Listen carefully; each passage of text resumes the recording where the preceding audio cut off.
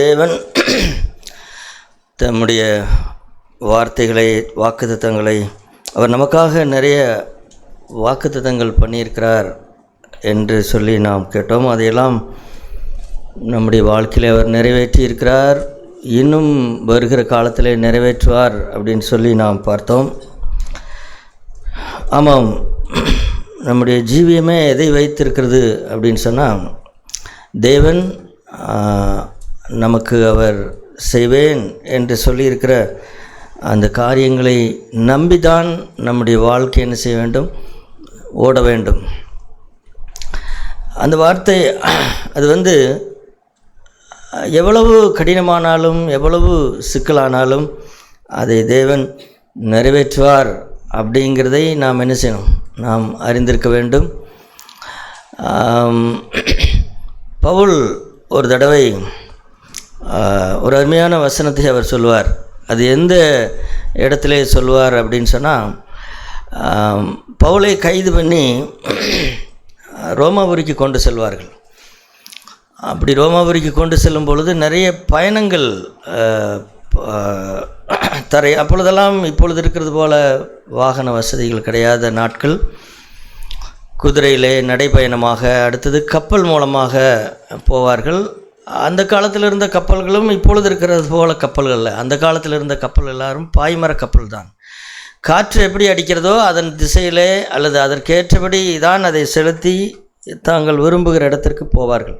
அப்படி பவுலை கொண்டு போன அந்த நேரத்திலே ஒரு மிகப்பெரிய புயல் அவர்களை தடுத்து விட்டது. ஆனால் பவுலுக்கு தேவன் சொல்லியிருந்த வார்த்தை என்ன அப்படின்னு கேட்டால், நீ ரோமாபுரியிலையும் என்னை குறித்து சாட்சி கொடுக்க வேண்டும் அப்படிங்கிறதான் ஆண்டவருடைய வார்த்தை. இப்போ அந்த வார்த்தை, ஆனால் இப்போ நடக்கிற விஷயங்களை எல்லாம் பார்த்தோம் என்று சொன்னால், அந்த வசனத்தை பாருங்கள். அப்போஸ்தலர் நடவடிக்கைகளிலே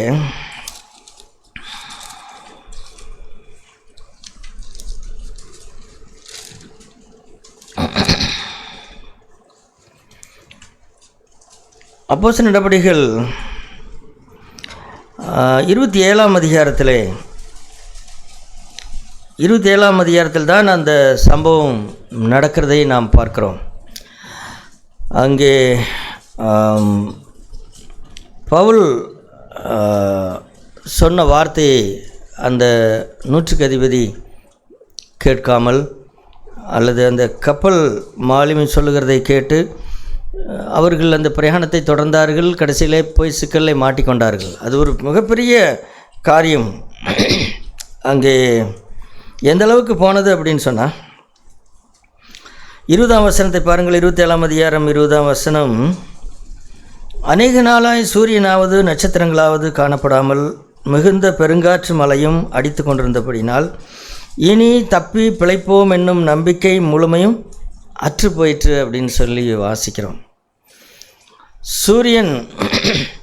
சூரியனோ நட்சத்திரங்களோ, பகலில் சூரியன் தெரியல, இரவிலே நட்சத்திரங்கள் நிலவோ தெரியவில்லை. அந்த அளவுக்கு இரவும் பகலும் காற்றும் மழையும் பெய்து கொண்டே இருக்கிறது.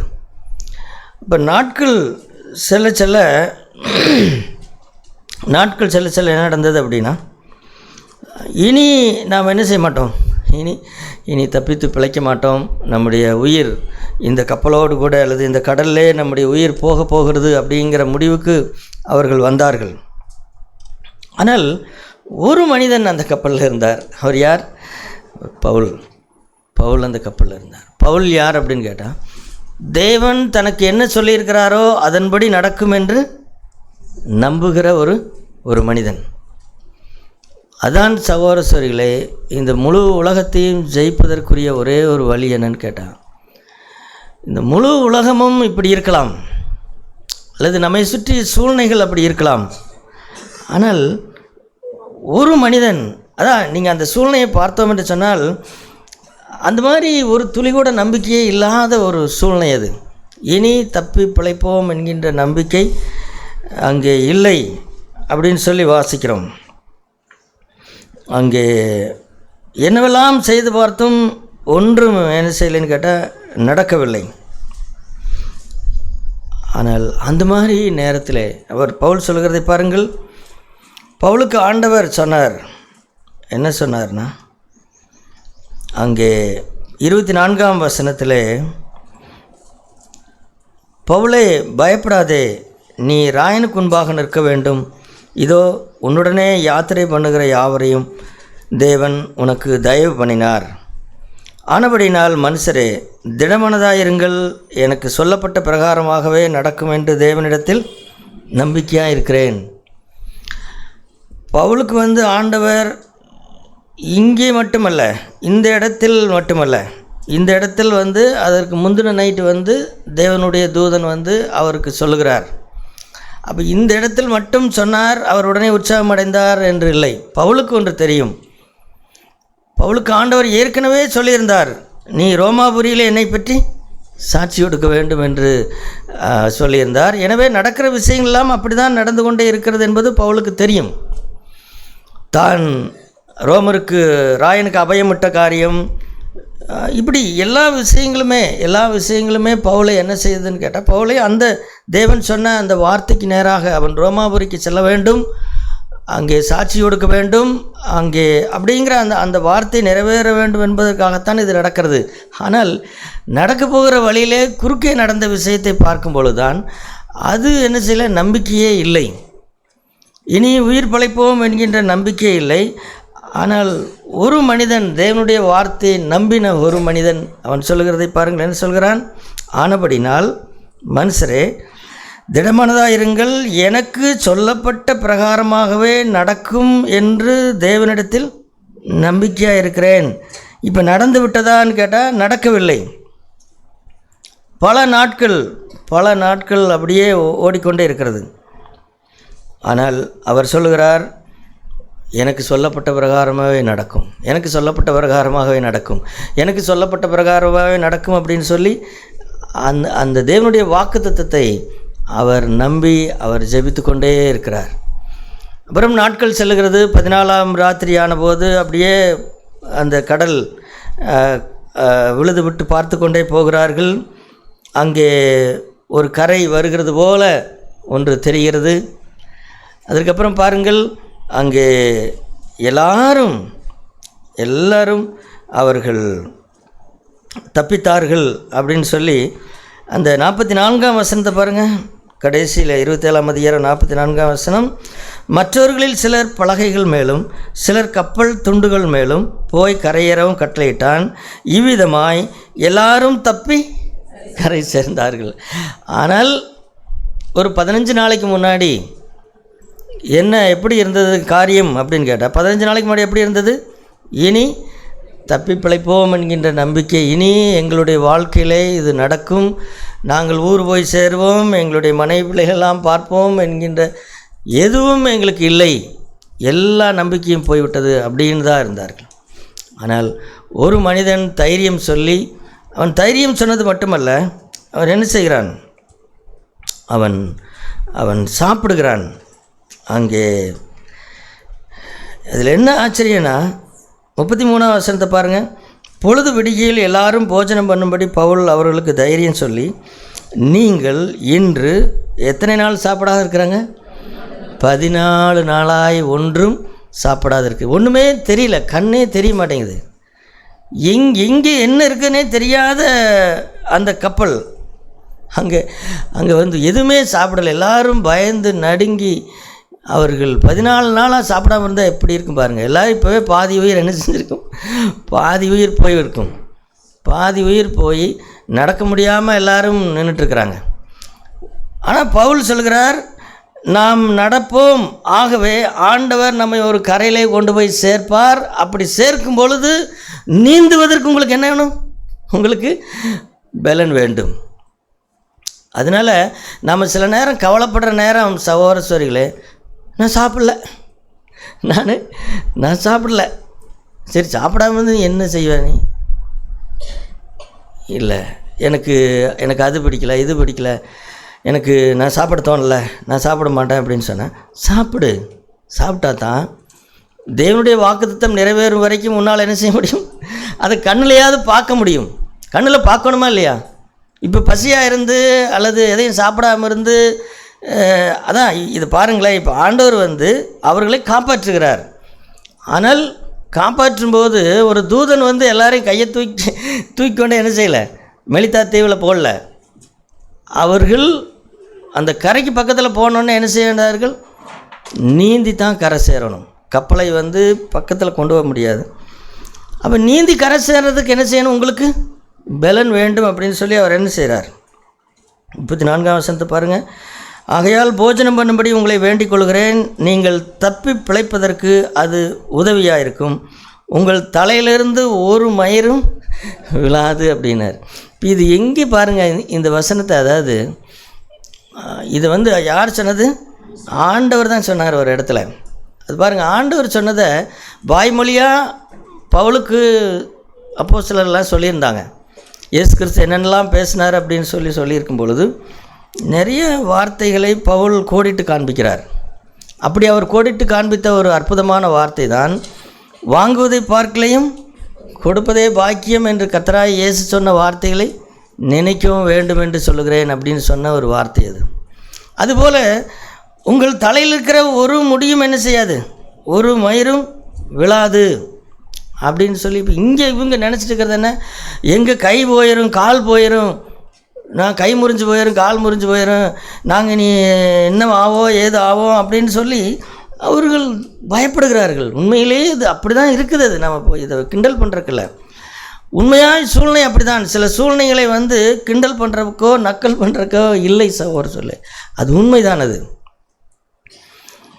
ஆனால் நாம் என்ன நம்ப வேண்டும் என்று சொன்னால், நம்மை சுற்றி நடக்கிற இந்த காரியங்களே அல்ல, தேவன் எனக்கு வாக்குத்தத்தம் பண்ணியிருக்கிறார், அந்த வார்த்தை என்ன செய்யும், கண்டிப்பாக நிறைவேறும். அதனால் நான் சாப்பிட மாட்டேன், நான் வந்து நீ அதை பண்ண மாட்டேன் இதை பண்ண மாட்டேன்னுலாம் சொல்லாமல், அந்த வார்த்தை நிறைவேறும் பொழுது அதை நான் கண்ணில் பார்க்கணும், அல்லது அந்த வார்த்தை நிறைவேறும் பொழுது நான் கொஞ்சம் செய்யணும். நான் என்ன செய்யணும், நீந்தி கரை சேர வேண்டும், அதற்கு பலன் வேண்டும் அப்படின்னு சொல்லி அவன் என்ன செய்கிறான், பவுல் அங்கே பிட்டு சாப்பிடுகிறார். கப்பலில் எத்தனை பேர் இருந்தாங்க, 276 பேர் இருந்தாங்க. இந்த 276 பேரில் இப்போ இந்த கப்பலில் யாருங்க உண்மையான மாலுமி சொல்லுங்களேன். இந்த கப்பலை நடத்தினது உண்மையான மாலுமி யார்? உண்மையான மாலுமி எங்கே கிடக்கிறாரு, அவர் எங்கேயோ 14 நாளாக சாப்பிடாமல் அவர் எங்கேயோ ஒரு மூலையில் கிடக்கிறார். ஏன்னா இப்போ நங்கூரத்தை பிடிக்கிறக்கோ அல்லது சுக்கானை பிடிக்கிறக்கோ தேவையே இல்லை, அது பாட்டுக்கு காத்தடிக்கிற திசையில் கப்பல் போயிட்டுருக்கிற கப்பலில் எதுக்குங்க மாலுமி. ஆனால் அந்த கப்பலில் உண்மையான மாலுமி யார், பவுல் எப்படி உண்மையான மாலுமியாக மாறினார்? ஏனென்றால் தேவன் ஒன்றை சொல்லியிருப்பார் என்று சொன்னால் அதன்படி கண்டிப்பாக அவர் செய்வார். அது நிறைவேறுவதற்கே எனக்கு எந்த அத்தாட்சியுமே தெரியல அப்படின்னு இருந்தாலும் கூட தேவன் என்ன செய்வார், அதை நிறைவேற்றுவார். ஆமாம் சகோதரர்களே, அதனால் நாம் எப்பொழுதுமே எப்படி இருக்க வேண்டும்னா ஒரு ஆயத்தத்தோடு இருக்க வேணும். தேவன் எனக்கு சொன்னதை நிறைவேற்றுவார். ஆகவே நான் நல்லா சாப்பிட்டேன்னு செய்யணும், அது நிறைவேறும் பொழுது நான் அதை செய்வதற்கு, அதை வாங்கி கொள்வதற்கு நான் பலனுள்ளவனாக என்ன செய்யணும், நான் இருக்க வேண்டும் அப்படிங்கிறதான். ஏதோ நாம் சாதிக்கிறது, நாம் வந்து என்னத்தையோ சாதிக்கிறது போலவும், நான் அதை பண்ண மாட்டேன் இதை பண்ண மாட்டேன், நான் நீ ஒரு வேளை தான் சாப்பிடுவேன், அல்லது இப்படி ஏதோ ஒன்று பண்ணிட்டு தெரிகிறோம். நாம் சில விஷயங்களுக்கு நாம் எடுக்கிற காரியங்களை பார்த்தோம் என்று சொன்னால் இல்லை இல்லை இல்லை இல்லை இல்லை அவர்கள் தப்பி பிழைப்பதற்கு அது உதவியாக இருந்தது. அந்த அப்பத்தை சாப்பிட்டது இல்லைன்னு சொன்னால் அவர்கள் எப்படி தப்பி பிழைத்திருந்திருப்பார்கள். ஆகவே தேவனுடைய வார்த்தை, தேவன் ஒன்றை சொல்லியிருப்பார் என்று சொன்னால், அது ஊழிய பாதையாக இருந்தாலும் சரி, நம்முடைய தனிப்பட்ட ஜீவியமாக இருந்தாலும் சரி, அல்லது வேதத்திலே சகோதரர்களே, வாக்குத்தத்தம் என்பது எதற்காக அப்படின்னு கேட்டால், நம்முடைய தனிப்பட்ட வாழ்க்கையிலே சுபாவம் மாறுகிறதான் மிகப்பெரிய வாக்குத்தத்தம். ஏன்னா அதைத்தான் அநேகரால் நம்ப முடிகிறதில்லை. அநேகரால், அதாவது மற்ற எல்லா சூழ்நிலைகளையும் எப்படியாவது நம்புகிறார்கள். இப்போ கிறிஸ்தவர்களும் என்ன செய்கிறார்கள் கேட்டால், மற்ற சூழ்நிலைகளுக்குள்ள வாக்குத்தத்தத்தை நம்புகிறார்கள். மற்ற வெளிரங்கமாக தேவன் செய்வேன் என்று சொல்லியிருக்கிற வாக்குத்தத்தங்களை நம்புகிறார்கள். ஆனால் தன்னுடைய சுபாவம் மாற்றுகிற, இப்போ நாம் ஜெபத்திலே கூட கேட்டோமல்லவா, அந்த வசனத்தை பாருங்கள். அந்த வாக்குத்தத்தம் 2 பேதுரு 1ஆம் அதிகாரத்திலே 2 பேதுரு 1ஆம் அதிகாரம்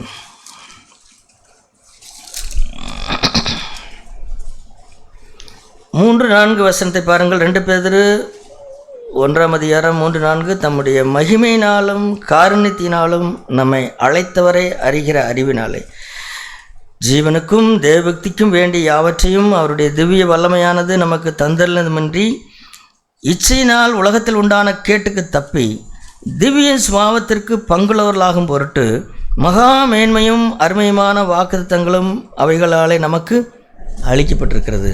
இப்போ இதுதான் சகோதரர்களே இருக்கிறதுலே மகா மேன்மையானது. இப்போ வெளிரங்கமான எத்தனையோ வாக்குத்தத்தங்கள் இருக்கத்தான் செய்கிறது. தேவன் நம்முடைய பிரயாணங்களிலே அவர் நம்மை காக்கிறார், நம்முடைய சரீரத்தை பாதுகாக்கிறார், நம்முடைய உயிரை பாதுகாக்கிறார். நமக்கு எத்தனையோ வெளிரங்கமாக நாம் ஏசாயாலை வாசித்தது போல, நான் உங்களை முதிர் வயது வரைக்கும் ஏந்துவேன், சுமப்பேன், தப்பி வைப்பேன், இப்படிங்கிற எல்லா வார்த்தைகளும் சரிதான். ஆனால் இவைகள் எல்லாவற்றை பார்க்கலையும் மிகப்பெரிய வாக்குத்தத்தம் எது அப்படின்னு கேட்டால், நம்முடைய சுபாவம் மாறுகிறது. ஆனால் இதை யாருமே நம்புகிறதே கிடையாது. இதை யாரும் நம்புகிறது கிடையாது. அது உலகமே அதை ஏற்றுக்கொள்ளும். இப்போ சொல்லுவாருங்களவா, நாய் வாழை நிமித்த முடியுமா? நாய் வாழை நிமித்த முடியாது. அதுபோல் இன்னும் எத்தனையோ சொல்லுவார்கள். குரங்கு கையில் மாலையை கொடுத்து கோபுரத்தின் மேல் உட்கார வைத்தால் என்ன செய்ய முடியாது அப்படின்னு மனிதனுடைய சுபாவத்தை சுட்டி காண்பித்து அதை மிருகத்துக்கு எதுக்கு வம்புக்கு இழுத்தாங்கன்னு எனக்கு தெரியல. மிருகம் அது பாட்டுக்கு அது இருக்குது. அதை உதாரணத்திற்கு இழுத்து விட்டார்கள்.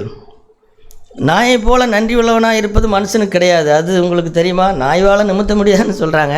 ஆனால் நாயை போல் நன்றி மனிதனுக்கிட்ட கிடையாது. அது உங்களுக்கு தெரியுமா?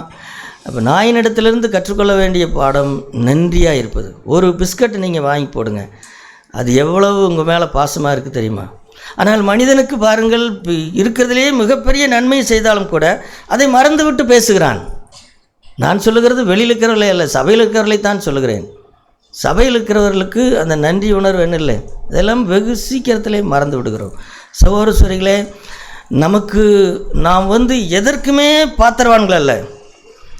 ஆகவே நமக்கு அதாவது நாம் எதற்குத்தான் பாத்திரவான்கள் அப்படின்னு சொன்னால், நரகத்திலே நம்மை கொண்டு போய் தள்ளி ஒரு சொட்டு தண்ணீர் அல்ல, அந்த ஐஸ்வர்யவான் கேட்டது என்னத்தை கேட்டான்? ஒரு டம்ளர் தண்ணி கொடுங்கண்ணா கேட்டான். இல்லை, லாசரு விரலை கொண்டே லாசரு தண்ணியில் நனைச்சி அந்த விரலை கொண்டாந்து என்னோடய வாயில் வைக்க சொல்லுங்கள் அப்படின்னு தான் கேட்டான். அப்படி தான் கேட்டான். ஆனால் அது கூட அவனுக்கு என்ன செய்யாது, அதை இப்போ லாசருவே நினைச்சாலும் லாசருவுக்கும் மனதுண்டு தான், ஆபிரகாமுக்கும் மனதுண்டு தான். ஐஸ்வர்யான் வாயிலே ஒரு துளி தண்ணீரை ஊற்றலாம்ங்கிறது மனதுண்டு தான். ஆனால் என்ன செய்ய முடியாது, பெரிய பிளவு இருக்கிறது, யாரும் நினச்சா கூட போக முடியாது. அந்த இடம்தான் நம்ம எல்லாருக்கும் உண்டான இடம். ஆகவே நாம் எதற்காக நன்றியுள்ளவர்களாக இருக்க வேண்டும் என்று சொன்னால், உங்கள் தாகத்துக்கு ஒரு சொட்டு தண்ணீர் யாராவது கொடுத்திருந்தா, ஒரு டம்ளர் தண்ணீர் யாராவது கொடுத்திருந்தா அதை நீங்கள் தயவுசெய்து மறக்காதிருங்கள். ஆமாம், நாம் அதெல்லாம் இதை விட மிகப்பெரிய நன்மைகளை எல்லாம் நம்ம சுத்தமாக மறந்துட்டு குறை பேசிட்டு தெரிகிற நாம. தயவுசெய்து சபையில் இருக்கிற ஒவ்வொருவரையும் நினைத்து பாருங்கள். இந்த சகோதரன், இவரால் நான் என்ன பெற்றேன், இவரால் என்ன பெற்றேன். நான் சபைக்கு 25 வருடங்கள் ஆகிறது. சகோதரர்களே, நான் இன்றைக்கும் நினைக்கிறேன், என்னுடைய திருமணத்தை எனக்கு நடத்தி வைத்தவர்களை இன்றைக்கும் நான் நினைத்து கொண்டிருக்கிறேன். என்னுடைய திருமண நாள் வரும்பொழுதோ அல்லது இடையிலே கூட, ஆண்டவரே இவரெல்லாரும் ஒரு நாள் எனக்காக பிரயாசப்பட்டாங்க, ஆண்டவரே என்னுடைய திருமணத்துக்காக இவங்கெல்லாம் பிரயாசப்பட்டாங்க, முன்னின்று பேசினாங்க, எனக்காக பரிந்து பேசினாங்க, எனக்காக கூட வந்தாங்க, அப்படிங்கிறதெல்லாம் மறக்கக்கூடாது. ஆனால் வெகு எளிதில் இன்றைக்கு திருமணத்தில் குறை பேசுகிற மாதிரி வேறு எதுலேயும் பேசுகிறதில்லை. இல்லை, அருமையான சகோதர சூழலே, ஒரு டம்ளர் தண்ணீர் உங்களுக்கு யாராவது கொடுத்துருந்தா கூட அதை மறக்காதுருங்க. அந்த அந்த அந்த தண்ணீருக்கு நீங்கள் பதிலாக ஏதாவது செய்ய முடியலையாலும் பரவாயில்ல, ஒரு ஜெபம் பண்ணிடுங்க. ஆண்டவரே, இந்த உலக மனுஷன் எனக்கு ஒரு டம்ளர் தண்ணீர் கொடுத்தார் ஆண்டவரே, இந்த தண்ணீருக்கு பதிலாக நான் இப்பொழுது எதையும் கொடுக்க முடியாது. ஆனால் அந்த ஒரு டம்ளர் தண்ணீருக்கு அவங்கள என்ன செஞ்சுருங்க, அவங்கள ஆசீர்வதிச்சிருங்க அப்படின்னு சொல்லி ஜெபம் பண்ணுங்க. நம்ம அந்த ஜெபத்தையும் பண்ணுகிறது கிடையாது, அந்த ஜெபத்தையும் பண்ணுகிறது கிடையாது. ஒரு டம்ளர் தண்ணிக்கே அப்படின்னு சொன்னால் நம்முடைய வாழ்க்கையிலே அனுதினமும் நம்மோடு கூட இருக்கிற சகோதர சகோதரிகள், பிள்ளைகள், நம்முடைய குடும்பம், நம்மை சுற்றி வாழ்கிறவர்கள், இந்த நாம் ஒரு ஊரில் வாழ்ந்திருந்தால் அந்த ஊர்க்காரர்கள் எத்தனை பேர் எத்தனை விதமாய் நமக்கு நன்மை செய்கிறார்கள். அதையெல்லாம் மறந்துவிட்டு நாம் பேசுகிறோமே, அப்போ நாம் நாய் மேலானதல்லவா? ஆகவே தான் சொல்லுகிறேன், நாயை குறை சொல்லாதிருங்கள். அப்போ நாம் என்ன வாசிக்கிறோம், இந்த வசனத்தில் என்ன வாசித்தோம்? இருக்கிறதுலே பெரிய தேவன் கொடுத்த வாக்குத்தம் என்னன்னு கேட்டிங்கன்னா, நம்முடைய சுபாவம் மாறுகிறது. அதாவது பாவம் செய்ய விரும்புகிற இந்த சுபாவம் மாறி பாவத்தை வெறுத்து நீதி செய்ய விரும்புகிறதாக நம்முடைய சுபாவம் மாறுகிறதான். அதாவது உலகத்தில் உண்டான கேட்டுக்கு தப்பி திவ்ய சுபாவத்துக்கு. திவ்ய சுபாவம் என்றால் என்னன்னு கேட்டால், தேவன் எப்படி இருக்கிறாரோ அப்படியே. தேவன் சகோதர சொல்லி அவருடைய பரிசுத்தத்தின் உச்சகட்டம் என்னன்னு கேட்டால், அவர் பாவத்தை கண்ணில் என்ன செய்ய மாட்டார், அவர் பார்க்க மாட்டார். பாவத்தை காணாத பரிசுத்த கண்ணர் அவர் ஒரு சூரியனை போல. சூரியனிடத்தில் பாருங்கள், எவ்வளவோ கோடிக்கணக்கான மைல் தூரத்தில் அந்த சூரியன் இருக்கிறது. அதனுடைய வெப்பம் பாருங்கள், இங்கே இருக்கிற நமக்கே அந்த வெப்பத்தை தாங்க முடியவில்லை. அப்போ அந்த சூரியனிடத்தில் ஏதாவது பக்கத்தில் போக முடியுமான்னு கேட்டால் எதுவும் போக முடியாது. அந்த மாதிரி அந்த சூரியன் வெப்பமாக இருக்கிறது. அதுபோல் பரிசுத்தம் என்பது ஒரு சூரியனை போல, சூரிய பிரகாசம் போல.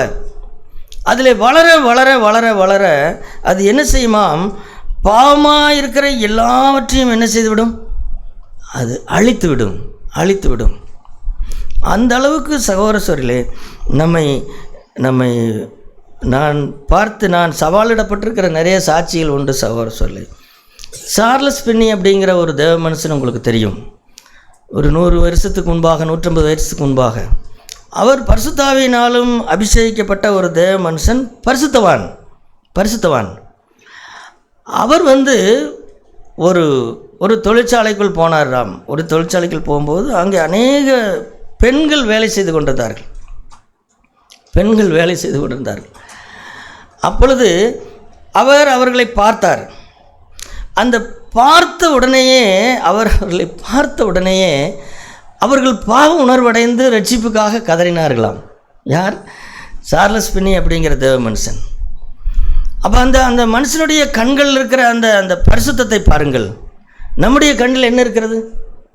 நம்முடைய கண்களில் என்ன இருக்கிறது?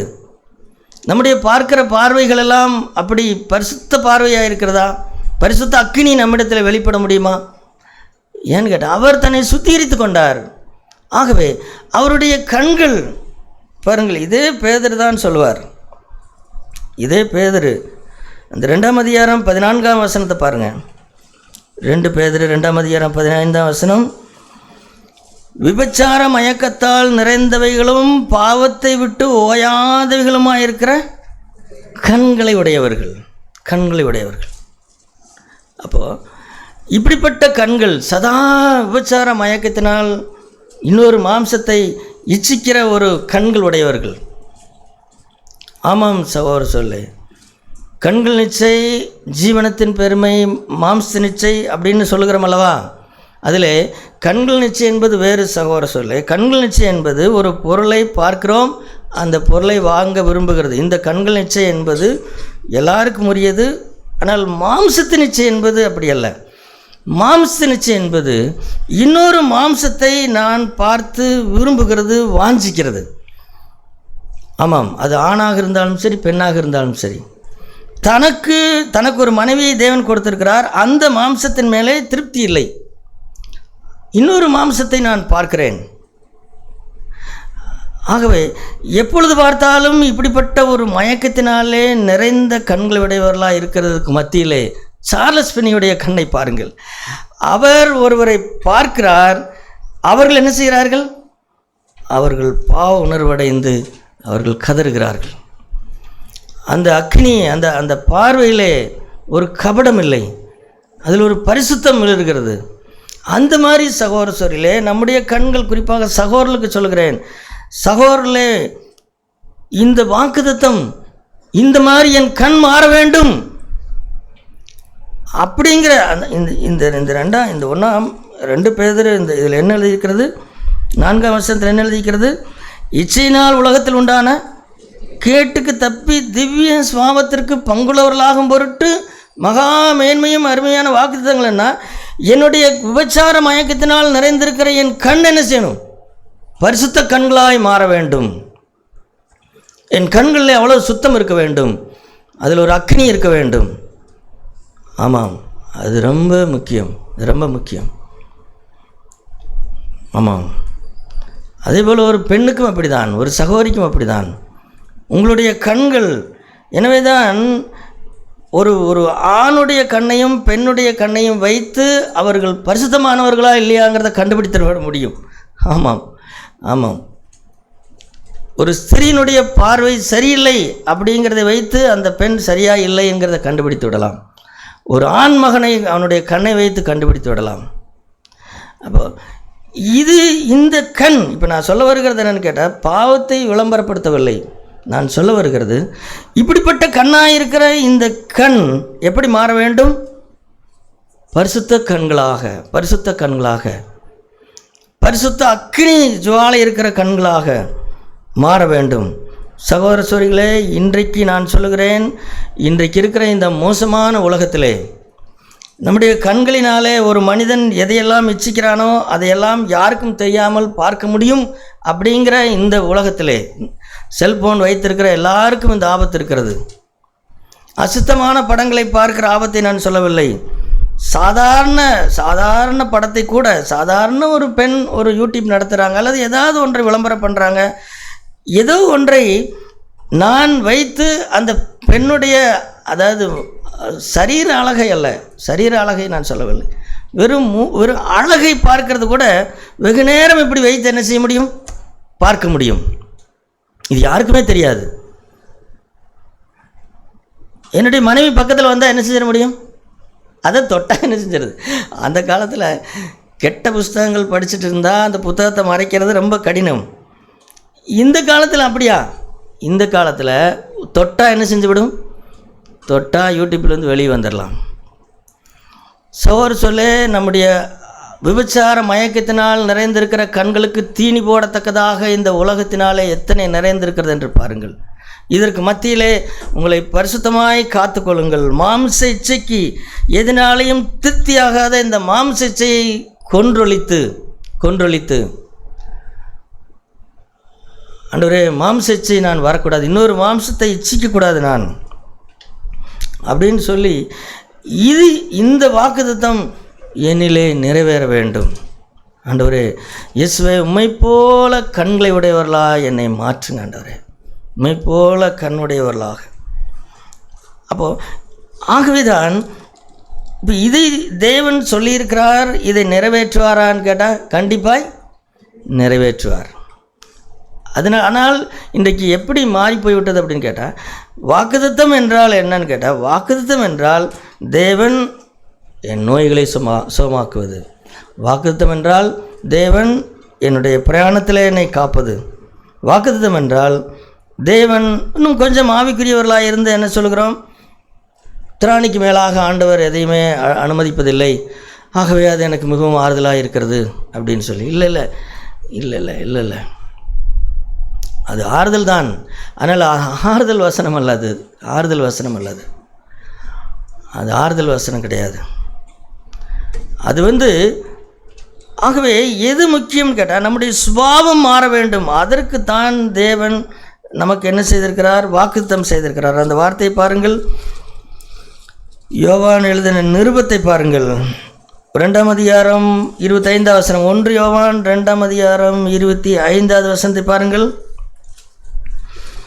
நித்திய ஜீவனை அளிப்பேன் என்பதே அவர் நமக்கு செய்த வாக்குத்தத்தம். உங்களை வஞ்சிக்கிறவர்களை குறித்து இவைகளை உங்களுக்கு எழுதுகிறேன். அப்படின்னா என்னன்னு கேட்டால், நித்திய ஜீவன் என்றால் என்ன, அதற்கு இன்னொரு விளக்கம் என்னன்னு கேட்டால் திவ்ய ஸ்வாவம். திவ்ய ஸ்வாவம். இப்போ இந்த திவ்ய ஸ்வாவத்திலே பங்கடைகிற இந்த வாக்குத்தத்தத்தை பற்றி கொண்டு இதிலே தேறி வளராமல் பொதுவான வெளிரங்கமாய் தோன்றுகிற காரியங்களை வைத்து உங்களை வஞ்சிக்கிறவர்களை குறித்து எச்சரிக்கையாயிருங்கள். ஏன்னா இது நாம் இப்படி தான் இருப்போம், நம்ம அப்படி தான் இருப்போம் அப்படின்ட்டு போய்விட்டு வேறு பொதுவான வெளிரங்கமான காரியங்களை குறித்து ஆண்டவர் சொல்லவில்லையான்னு கேட்டால் அவர் சொல்லுகிறார், உங்கள் தலையில் இருக்கிற முடியெல்லாம் எண்ணப்பட்டிருக்கிறது. அந்த வார்த்தையை பவுல் எங்கே பயன்படுத்துகிறாருன்னு பார்த்தீங்களா? எங்கே பயன்படுத்துகிறார்? தப்பி பிழைப்போம் என்கின்ற நம்பிக்கை அற்று போகி அங்கே அந்த இடத்துல அவர் சொல்லுகிறார், நீங்கள் சாப்பிடுங்கள் அப்படின்னு சொல்கிறார்.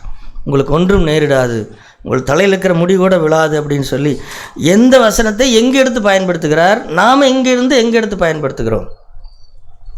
அப்போ ஆழங்கள் குறைவு சகோதரர் சொல்லி, நம்முடைய வாழ்க்கையினுடைய ஆழங்கள் குறைவு. ஆகவே நாம் எதை நம்ப வேண்டும் அப்படின்னு சொன்னால், இப்போ இந்த புது வருஷத்தில் நாம் என்ன கேட்டோம், என்ன தலைப்பு போட்டோம்? பாலும் தேனும் அப்படின்னு சொல்லி.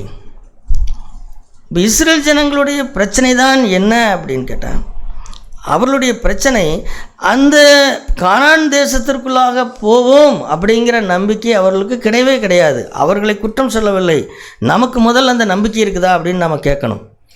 நமக்கு என்ன நம்பிக்கை? பரலோகம் போகிறதான்னு கேட்டால் நான் போகிறதுக்கு ரெடி அப்படின்னு சொல்கிறோம், அதை சொல்லவில்லை. பரலோகம் போகிறதை பற்றி பேசவில்லை.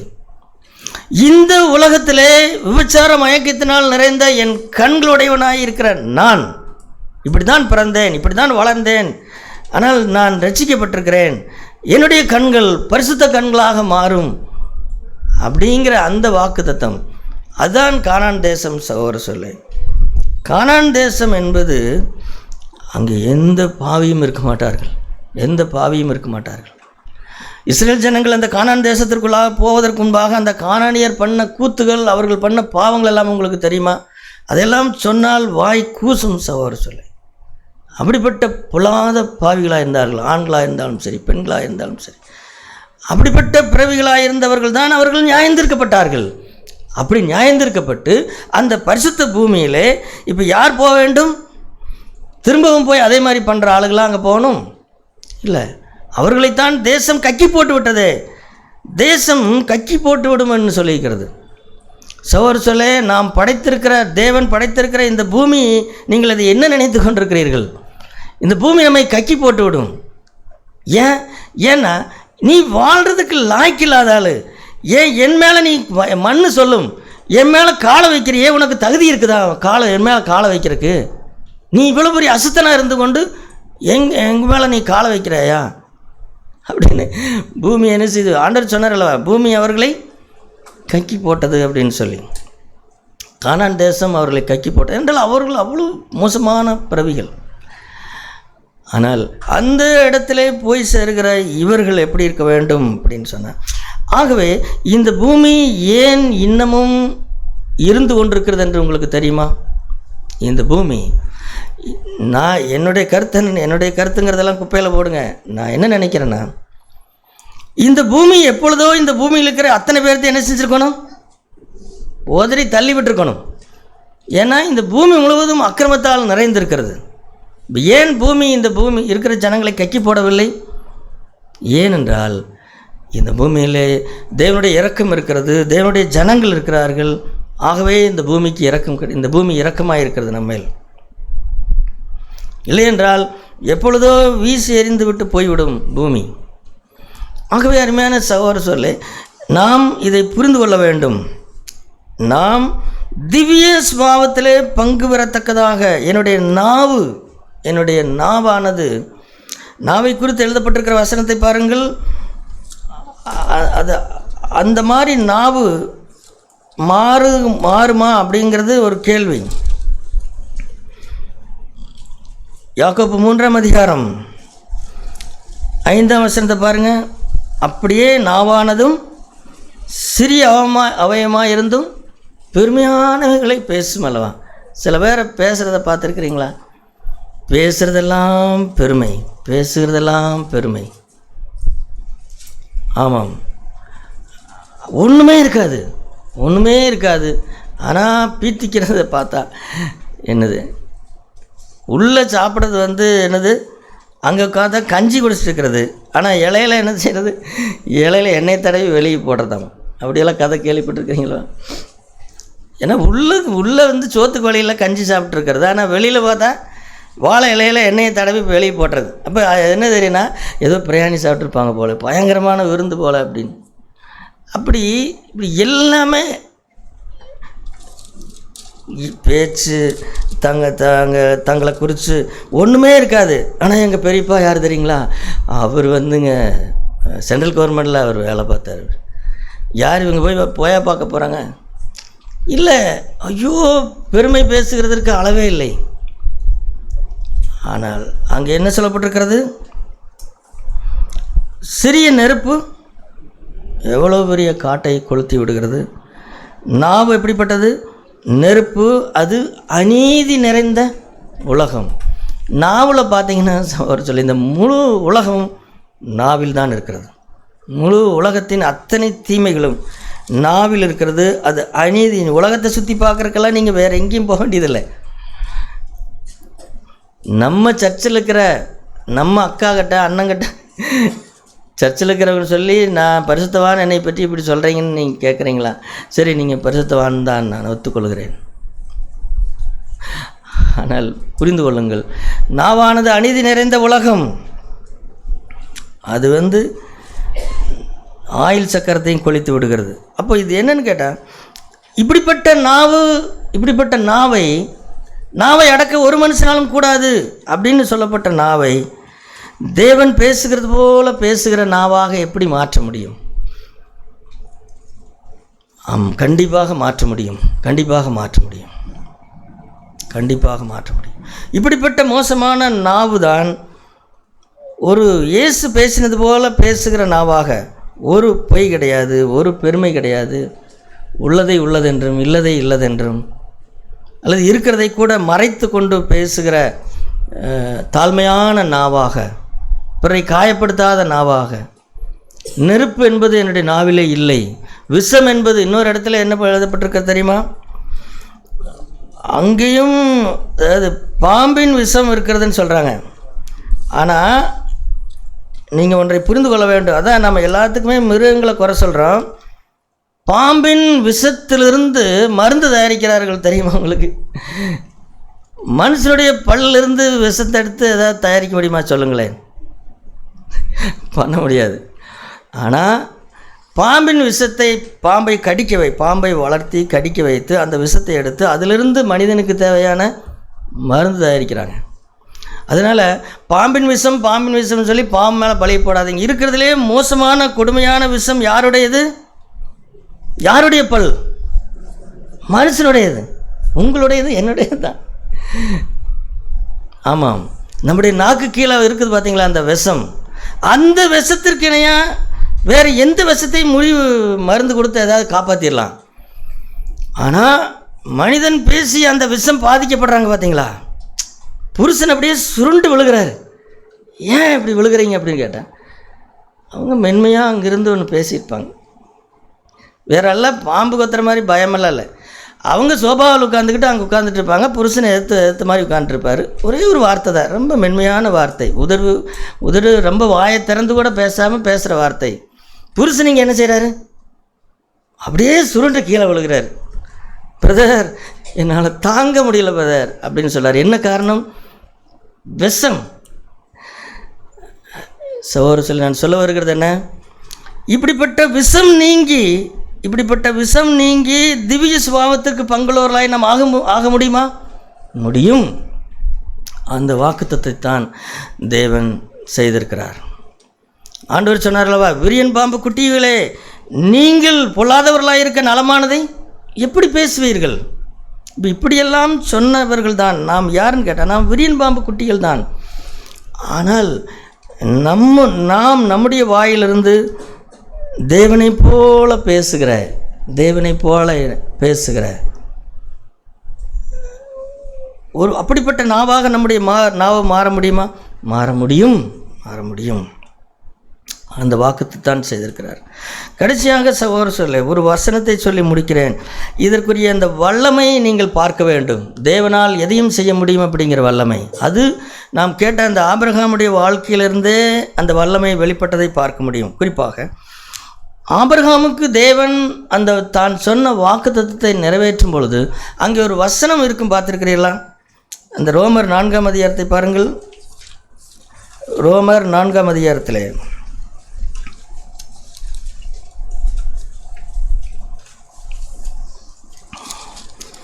ரோமர் 4ஆம் அதிகாரம் இங்கே ரெண்டு வசனம், 2 வார்த்தை எழுதப்பட்டிருக்கும். ரோமர் 4ஆம் அதிகாரம் 17ஆம் வசனத்தை பாருங்கள். அநேக ஜாதிகளுக்கு உன்னை தகப்பனாக ஏற்படுத்தினேன் என்று எழுதியிருக்கிறபடி அவன் தான் விசுவாசித்தவருமாய் மரித்தோரை உயிர்ப்பித்து இல்லாதவைகளை இருக்கிறதை போல அழைக்கிறவருமாய் இருக்கிற தேவனுக்கு முன்பாக நம்ம எல்லாருக்கும் தகப்பனானான். அப்போது தேவனுடைய வார்த்தைகள் நம்முடைய வாழ்க்கையிலே நிறைவேறும்படிக்கு நம்பிக்கை கொள்வதற்கு அவர் யார் அப்படின்னு நாம் கேட்கும் பொழுது, அந்த தேவன் யார், அவர் எப்படிப்பட்ட வல்லமை உள்ளவர் அப்படின்னு கேட்டால், அவர் யார் அப்படின்னு கேட்டால், இல்லாதவைகளை இருக்கிறது போல அழைக்கிற தேவன். அது எங்கே தெரியும் அப்படின்னு கேட்டால், இந்த உலகத்தை சிருஷ்டித்தார் அல்லவா, ஒன்றுமில்லாதிலிருந்து ஆண்டவர் என்ன செய்தார்? இந்த உலகத்தை உண்டு பண்ணினார் அல்லவா, அதுதான் சிருஷ்டிப்பின் வல்லமை. சிருஷ்டிகர் அப்படின்னு சொல்கிறோமல்லவா, அதுதான் அந்த சிருஷ்டிப்பின் வல்லமை தான் முதலாக ஆபிரகாமுடைய சரீரத்திலையும் சாராளுடைய சரீரத்திலையும் வேலை செய்தது. என்ன வேலைன்னு கேட்டால், உன்னிடத்தில் இல்லை, இனி கற்பம் தரிப்பது கூடாத காரியம். இல்லாத ஒன்றை அங்கே ஆண்டவர் என்ன செய்தார்? உருவாக்கினார்.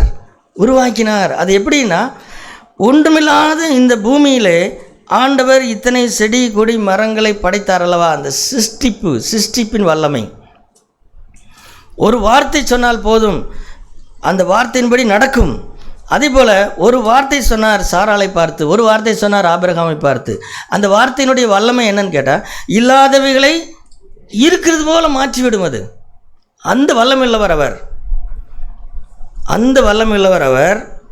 ஆகவே அதை நம்முடைய வாழ்க்கையை நம்ப வேண்டும்.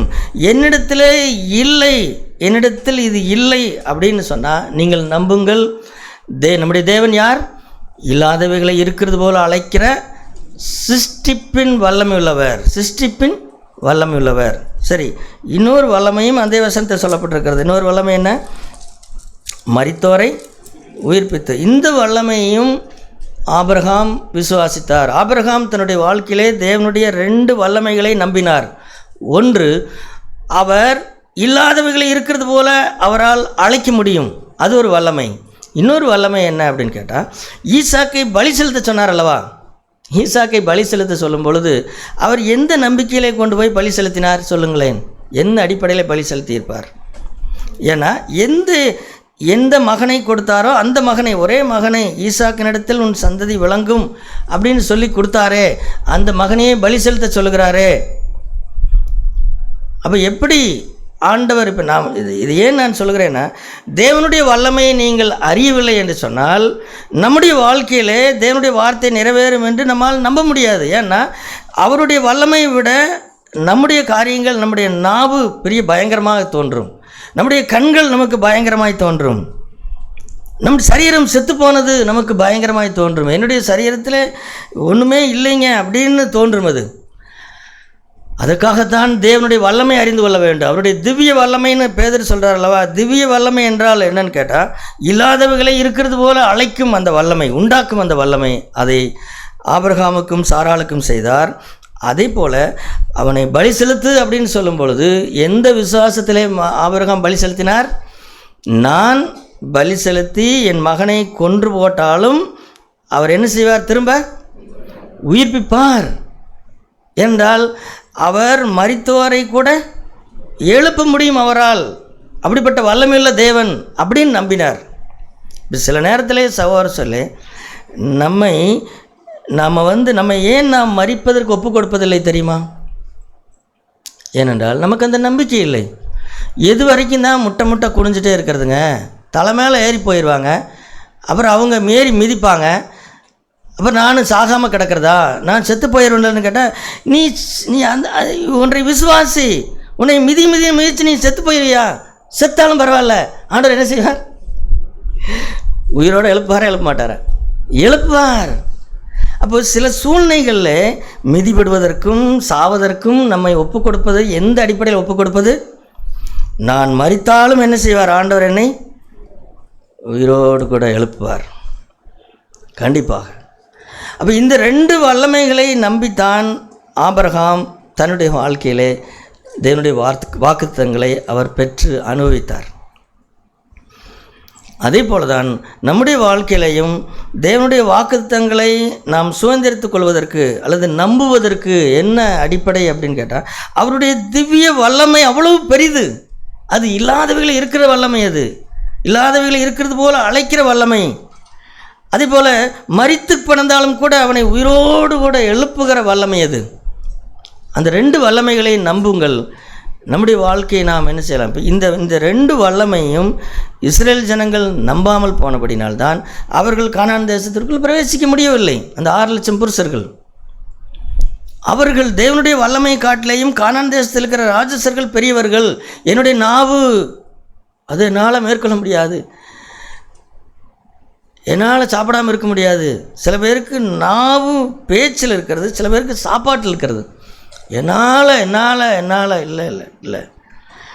தேவனுடைய வல்லமை சகோதரர்களே நமக்கு உதவி செய்யும். தேவனுடைய வார்த்தை நிறைவேறுவதற்கு அவருடைய திவ்ய வல்லமையை ஆண்டவர் நமக்கு கொடுத்திருக்கிறார். அந்த திவ்ய வல்லமையை கொண்டு நான் என்னுடைய காரியங்களை மேற்கொள்ள முடியும் அப்படின்னு நம்பினோம் என்று சொன்னால், நம்முடைய வாழ்க்கையிலே தேவனுடைய வாக்குத்தத்தம் நிறைவேறுவதை நாம் பார்க்க முடியும். அப்பொழுது அடுத்த வாரம் அல்லது அடுத்த மாதம் இன்னைக்கு தேவனுடைய வாக்குத்தத்தத்தை நினைத்து துதித்ததை விட நாம் என்ன செய்யலாம்? அதிகமாக துதிக்கலாம். ஏதோ ஆறுதல் பெற்றேன் என்று துதிக்காமல், அற்புதம் பெற்றேன், என் வாழ்க்கை மாறி இருக்கிறது அப்படின்னு நினைத்து தேவனுடைய வார்த்தை, அவருடைய வாக்குத்தம் நித்திய ஜீவன் அளிப்பேன் என்று சொன்னது, அந்த வாக்குத்தம் என்னிலே நிறைவேறி கொண்டிருக்கிறது. அதை நான் பார்க்கிறேன், அதை நான் பார்த்து கொண்டிருக்கிறேன். அதை நாம் மட்டும் பார்க்கிறதில்லை, நம்மோடு கூட இருக்கிறவர்களும் என்ன செய்வார்கள்? அதை பார்ப்பார்கள். அந்த வல்லமை ஆபிரகாம் சாராளோடு கூட இருந்தவர்கள் எல்லாரும் பார்த்தார்கள். அந்த வல்லமை அவர்கள் கண்டார்கள். தேவன் நமக்கு உதவி செய்வாராக.